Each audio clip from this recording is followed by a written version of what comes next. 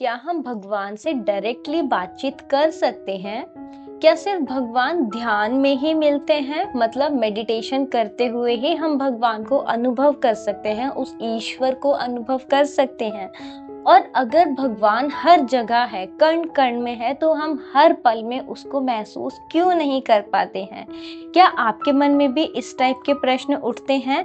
तो आज का ये वीडियो सिर्फ आपके लिए है, क्योंकि आपको पता है परमहंस योगानंद जी कहते हैं कि भगवान हर किसी से बात करते हैं, लेकिन उनको सिर्फ वही लोग सुन पाते हैं जो उनकी बातों को सुनने के लिए तैयार होते हैं। और आज की वीडियो में हम लोग जानेंगे 10 डीप सीक्रेट, 10 गहरे रहस्य, जिनसे ना सिर्फ आप भगवान से बात करना सीखोगे बल्कि उनके जवाब को महसूस भी कर पाओगे। तो चलिए शुरू करते हैं। नमस्ते दोस्तों, कैसे हो आप सभी लोग? आई होप आप सभी अपनी अपनी लाइफ में एकदम हस्त मस्त और स्वस्थ होंगे।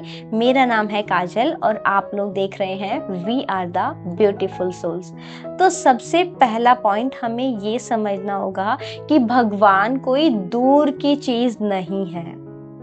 ज्यादातर लोग देखो क्या सोचते हैं, ज्यादातर लोग भगवान से बातचीत करने के लिए मंदिरों में जाते हैं, मस्जिदों में जाते हैं, धार्मिक स्थलों पर जाते हैं, आसमान की तरफ देखकर भगवान से प्रार्थना करते हैं। अगर आप लोग ये करके शांति महसूस करते हैं, सेटिस्फैक्शन फील करते हैं, तो आप इसको कर सकते हैं। मैं इसमें कोई भी बदलाव नहीं करना चाहती, लेकिन मैं आपको बताना चाहूंगी कि परमहंस योगानंद जी कहते हैं कि ईश्वर कहीं बाहर नहीं होते, बल्कि वो आपके अंदर ही हैं। आपकी हर एक सांस में है, हर एक धड़कन में है। और इसके ऊपर मैंने एक प्रॉपर डिटेल्ड वीडियो भी बनाया है, जिसमें मैंने बताया है कि भगवान कौन है। आप चाहें तो उस वीडियो को जाकर के देख सकते हैं, आपको बहुत ज़्यादा क्लैरिटी उस वीडियो से मिलेगी। वापस से इसी टॉपिक पर आते हैं कि अगर आप मंदिरों में जाकर, मस्जिदों में जाकर, किसी भी धार्मिक स्थल पर जाकर भगवान के साथ कनेक्शन फील कर पाते हैं, तो आप वो 100% कर सकते हैं, उसमें कोई भी प्रॉब्लम नहीं है। लेकिन आप भगवान को बाहर ढूंढ ढूंढ के थक चुके हैं, आप मंदिरों में, मस्जिदों में, हर एक धार्मिक स्थलों पर जाकर थक चुके हैं, आपको भगवान के साथ, उस ईश्वर के साथ कोई भी कनेक्शन फील नहीं हुआ है, तब आप योगानंद जी के इस बात को ध्यान कर सकते हैं, इस बात को समझ सकते हैं कि अगर आप भगवान को बाहर नहीं ढूंढ पा रहे हो तो आप भगवान को बाहर ढूंढना बंद कर दो और आप अपने अंदर ढूंढना स्टार्ट करो। आप अपने अंदर जाना स्टार्ट करो, ध्यान करने की कोशिश करो, ध्यान करो डेली बेसिस पर। जब आप अपने अंदर जाना स्टार्ट करते हो, अपने अंदर देखना शुरू करते हो, तब आप भगवान को 100% प्राप्त करते हो। अब हम आते हैं पॉइंट नंबर 2 की तरफ, और वो ये है कि भगवान से आपको ना हमेशा प्रार्थना नहीं करनी होती, बल्कि नॉर्मल कन्वर्सेशन भी करनी होती है, नॉर्मल बातचीत भी करनी होती है। जैसे कि ज़्यादातर लोग भगवान के पास एक लिस्ट लेकर जाते हैं अक्सर कि मुझे ये चाहिए, मुझे वो चाहिए, मुझे एक घर चाहिए, मुझे एक गाड़ी चाहिए, मुझे एक जॉब चाहिए, मुझे पार्टनर चाहिए। लेकिन क्या आपने कभी सिर्फ उनसे बातचीत करने की कोशिश करी है कि आज मैं आपसे बातचीत करना चाहता हूँ, आज मैं आपको अपने दिल की बात बताना चाहता हूँ? अक्सर लोग ऐसा नहीं करते हैं। जब आप ये करना शुरू करोगे ना, तब आप देखना किस तरीके से भगवान आपसे बातचीत करेंगे ही करेंगे। उसके लिए आपको करना क्या होगा? शांति से बैठो।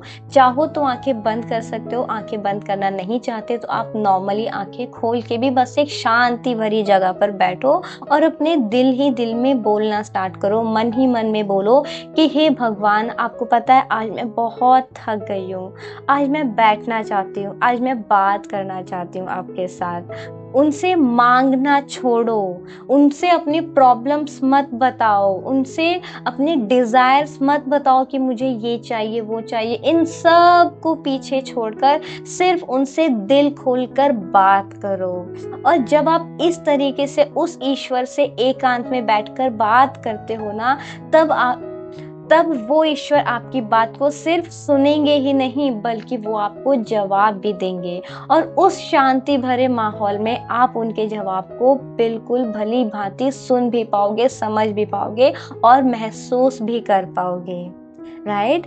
अब आते हैं हम लोग पॉइंट नंबर 3 की तरफ, और वो ये है कि अक्सर हमें कहा जाता है कि सिर्फ ध्यान के रास्ते पर चल के ही हम भगवान को महसूस कर सकते हैं, लेकिन हमें यहाँ पर समझना होगा कि ध्यान जो है, ध्यान मतलब मेडिटेशन जो है, वो एक पहला रास्ता हो सकता है, लेकिन आखिरी रास्ता नहीं है भगवान से बातचीत करने का या भगवान से कनेक्ट फील करने का। देखो, ध्यान से हम अपना मन शांत करते हैं, ठीक, और शांत मन में हम भगवान की आवाजें सुन सकते हैं, हम उनसे बातचीत कर सकते हैं। लेकिन ध्यान सिर्फ आसन में बैठने का काम नहीं है कि हम एक पर्टिकुलर पोजीशन में बैठ गए जिसे ध्यान मुद्रा कहा जाता है, ऐसा नहीं है। बल्कि जब आप किसी को पूरे दिल से सुनते हो, जब आप किसी को बिना मतलब हेल्प करते हो, जब आप पार्क में बैठ के किसी भी पेड़ को, पौधे को देख के बहुत ही ज्यादा सेटिस्फाइड फील करते हो,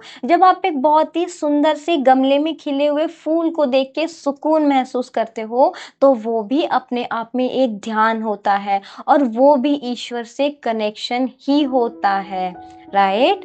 अब हम लोग आते हैं पॉइंट नंबर 4 पर, और वो ये है कि हर काम में ईश्वर को देखो और समझो। आपको पता है, ये सबसे सिंपल और सबसे पावरफुल तरीका है उस डिवाइन एनर्जी से कनेक्ट होने का।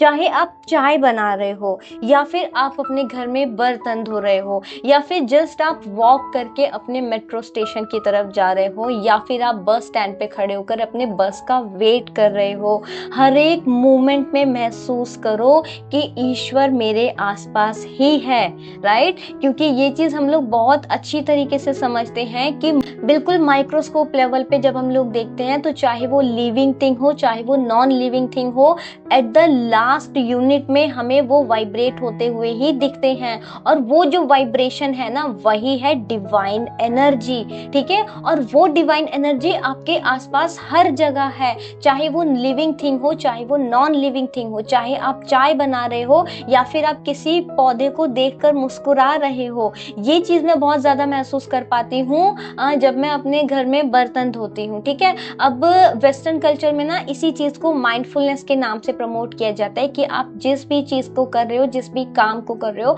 100% अपना फोकस उसी में दो, तब आपको न्यू न्यू आइडियाज आएंगे। क्यों? क्योंकि आप अपना पूरा फोकस उस पर्टिकुलर जगह पर दे रहे हो, आपका पूरा फोकस वहीं पर है। अब क्या होता है कि जैसे कि मैंने बताया कि जनरली बर्तन धोते टाइम ना मेरे माइंड में बहुत ही अच्छे मतलब ऐसे ऐसे क्वेश्चंस के आइडियाज क्लिक करते हैं जो मैंने काफी टाइम पहले पूछे हों, जो मैं जानना चाहती हूँ, राइट। लेकिन अक्सर आजकल क्या होता है कि हम लोग माइंडफुलनेस के या फिर करंट सिचुएशन में, करंट मोमेंट पे रहने की प्रैक्टिस करते ही नहीं है। लोग सामने खाना खा रहे हैं लेकिन उसके साइड में ही मोबाइल चल रहा है या फिर टीवी चल रहा है। अब ऐसे में ना तो फोकस खाने पर है और ना ही फोकस टीवी पर है, और इस तरीके से हमारा फोकस किसी भी एक पर्टिकुलर डायरेक्शन में नहीं है। हमारा माइंड जो है वो अपने आप में 10 जगह डिवाइड होता है, और जो एक एनर्जी हम अपने डे टू डे कामों में भी महसूस कर सकते हैं, वो हम महसूस नहीं कर पाते, ठीक है। जब आप किसी भी एक मोमेंट को, किसी भी एक पर्टिकुलर मोमेंट में 100% प्रेजेंट रहो, उसी के बारे में सोचो, तो वो काम भी अपने आप में एक पूजा बन जाता है, वो काम भी अपने आप में एक फोकस बन जाता है, वो काम भी अपने आप में उस डिवाइन एनर्जी के साथ एक कनेक्शन बिल्ड कर देता है, ठीक है। जैसे कि मैंने बताया कि मैं जब बर्तन धोती हूँ अपने घर में, अपने जो डेली रूटीन के होते हैं, उन बर्तनों को धोते धोते मुझे बहुत ही अमेजिंग आइडियाज आते हैं। अक्सर जो मेरे वीडियोस के टाइटल होते हैं या जो वीडियोस के टॉपिक होते हैं, इस टाइप की चीजें अक्सर मेरे माइंड में जो आती हैं वो मेरे बर्तन धोते धोते ही आती हैं, क्योंकि मेरा पूरा फोकस होता है बर्तनों पे कि जो टैप से पानी गिर रहा है उसमें भी डिवाइन एनर्जी है, जो मैं सोप यूज कर रही हूँ, जो मैं डिश वॉशर यूज कर रही हूँ उसमें भी डिवाइन एनर्जी है, सो जो सिंक है वो भी भगवान का ही रूप है, जो बर्तन है वो भी भगवान का ही रूप है। मतलब पूरी तरीके से मेरा पूरा फोकस उन बर्तनों को धोने में होता है, और जब हमारा पूरा फोकस एक ही जगह होता है तब हम उस डिवाइन एनर्जी के साथ कनेक्ट हो पाते हैं, और ऐसे में हम उसके द्वारा दिए गए आंसर्स को महसूस कर पाते हैं, ठीक। अब बात आती है कि भगवान हमें आंसर करते कैसे हैं। तो योगानंद जी हमें बताते हैं कि भगवान हमेशा जवाब देते हैं, चाहे आप उनसे कुछ भी पूछ लो।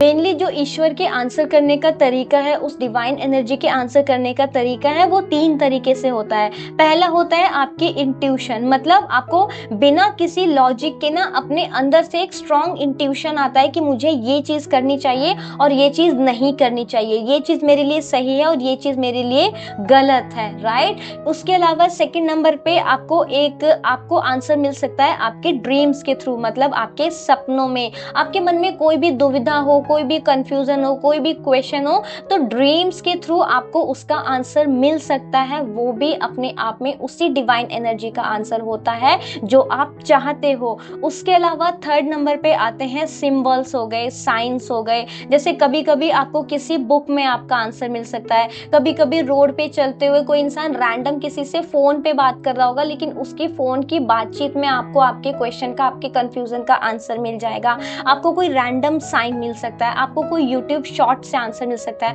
आपको कोई इंस्टाग्राम रील से आंसर मिल सकता है, न्यूज़पेपर से आंसर मिल सकता है। मतलब कहने का यह है कि किसी भी बाहर की चीज से आपको आंसर मिल सकता है, वो भी उसी डिवाइन एनर्जी का आंसर होता है आपके लिए, जो आप जानना चाहते हैं। लेकिन इन सभी के लिए आपको आपके मन को शांत रखना जरूरी है। अपने मन में बहुत ज्यादा क्लटर आपको नहीं रखना है, आपको रिसीविंग मोड में रहना है, आपको रेडी रहना है उस डिवाइन एनर्जी के आंसर्स को सुनने के लिए।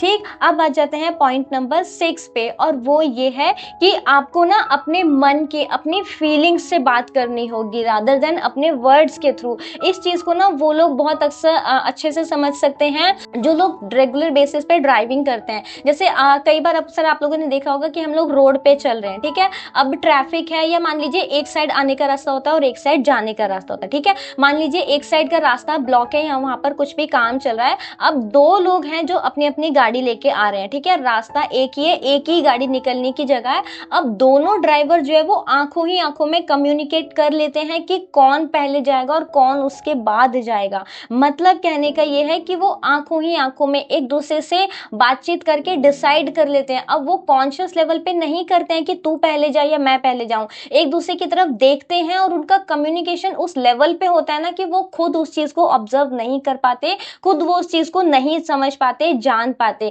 ठीक इसी तरीके से भगवान भी आपके शब्दों से ज्यादा आपके भावनाओं को सुनता है। आप कुछ ना भी बोलो ना, अगर आप दिल से महसूस करो कि हे भगवान क्या आप यहीं पर हो ना, मेरे पास हो ना, तब आपको उनका आंसर जरूर से सुनाई देगा। एक शांति के रूप में, एक हल्की सी मुस्कान के रूप में आपको अंदर से महसूस होगा कि yes I am always with you, right. अब आते हैं पॉइंट नंबर 7 पे, और वो है कि सत्संग या फिर संगत। अब यहाँ पर मैं उन सत्संगों की बात नहीं कर रही हूँ जो हमारे आसपास आजकल फैशन बन चुका है। जैसे कि अब मैं यहाँ पर टू बी वेरी ऑनेस्ट मैं क्लैरिफाई करना चाहूंगी कि अगर आप किसी भी सत्संग में जाके शांति महसूस करते हैं तो वो बहुत अच्छी बात है, लेकिन मैंने नोटिस की है ये चीजें अभी रिसेंटली। मैंने एक मतलब मेट्रो के आसपास थी, मैं मेट्रो से कहीं जा रही थी और उसी के आसपास वहां पर एक कोई सत्संग चल रहा था, ठीक।